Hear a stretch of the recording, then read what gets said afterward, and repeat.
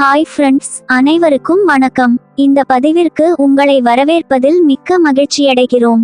இன்றைய பதிவில் திரையுலகை பொறுத்தவரை ஒரு ஹீரோவை உருவாக்குவது ஒரு இயக்குனர்தான்.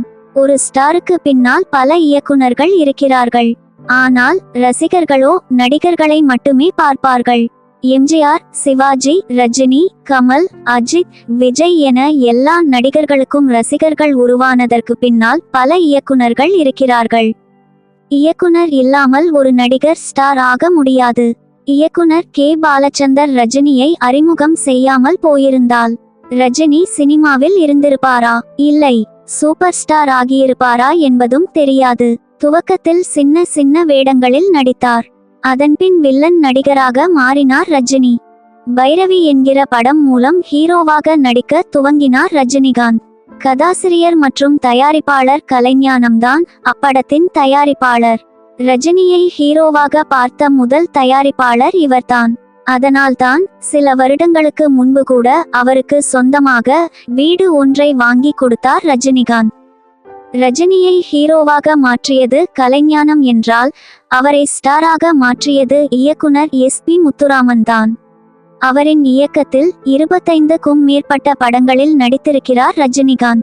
ஒரு மாதிரி கலைப்படங்களில் நடித்து வந்த ரஜினியை ஜனரஞ்சக கதைகளில் நடிக்க வைத்து ரசிகர்களிடம் பிரபலமாக்கியவர் இயக்குனர் எஸ்.பி. முத்துராமன் என்றால் அது மிகையாகாது. எஸ்.பி. முத்துராமனிடம் 12 பேர் கொண்ட ஒரு குழு வேலை செய்து வந்தது. ஒளிப்பதிவாளர், எடிட்டர் உள்ளிட்ட அவர்கள் தொடர்ந்து எஸ்.பி. முத்துராமனின் படங்களில் வேலை செய்து வந்தார்கள். ரஜினி பெரிய ஸ்டார் ஆகி மற்ற இயக்குனர்களின் படங்களில் நடித்து வந்தபோது ரஜினியை சந்தித்த எஸ்.பி. முத்துராமன் தன்னுடைய டீமில் இருப்பவர்கள் இப்போது படங்களின்றி கஷ்டப்படுகிறார்கள், அவர்களுக்கு நீ உதவ வேண்டும் என கேட்டுக்கொண்டார். உடனே இயக்குனர் எஸ்.பி. முத்துராமனின் சொந்த தயாரிப்பில் சம்பளம் இல்லாமல் ஒரு படத்தில் நடிப்பது என ரஜினி முடிவு செய்தார். அப்படி உருவான திரைப்படம்தான் பாண்டியன் என்ற திரைப்படம். 1992ஆம் வருடம் அக்டோபர் மாதம் இப்படம் வெளியானது. இந்த படத்தை மிகவும் குறைவான பட்ஜெட்டில் எடுத்து அந்த லாபத்தை தன்னுடன் வேலை செய்தவர்களுக்கு பிரித்து கொடுத்தார் இயக்குனர் எஸ்.பி. முத்துராமன் என்பது குறிப்பிடத்தக்கது.